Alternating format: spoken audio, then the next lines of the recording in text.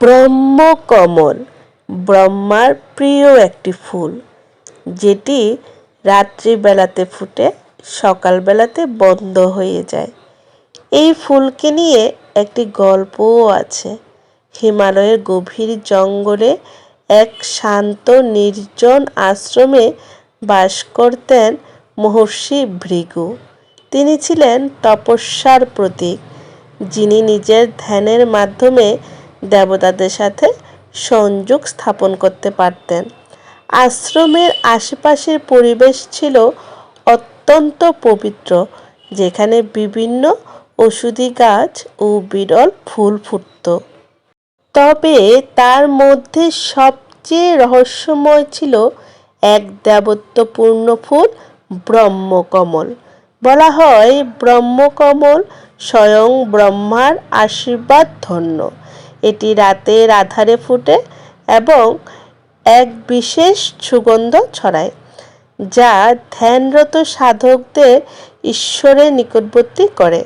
মহর্ষি ভৃগু জানতেন এই ফুল শুধু সৌন্দর্যের প্রতীক নয়, বরং এটি আধ্যাত্মিক শক্তির আধার। একদিন রাজা হরিশ্চন্দ্র মহর্ষির আশ্রমে এলেন। তিনি তখন কঠিন সময়ের মধ্যে দিয়ে যাচ্ছিলেন।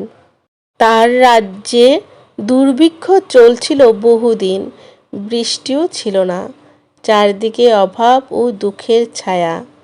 তিনি গুরুজির কাছে মাথা নত করে বললেন, গুরুদেব, আমার রাজ্যে মানুষের দুর্দশা কাটানোর কোনো উপায় কি আছে? মহর্ষি গভীর ধ্যানে গেলেন এবং কিছুক্ষণ পর বললেন, তুমি যদি শুদ্ধ হৃদয়ে ব্রহ্মকমলের পূজা করো এবং এই ফুল গঙ্গায় উৎসর্গ করো, তবে দেবতারা প্রসন্ন হবেন।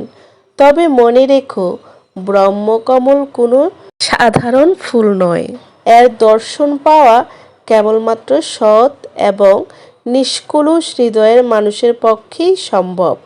রাজা হরিশ্চন্দ্র গভীর রাতে আশ্রমে ধ্যানমগ্ন হলেন।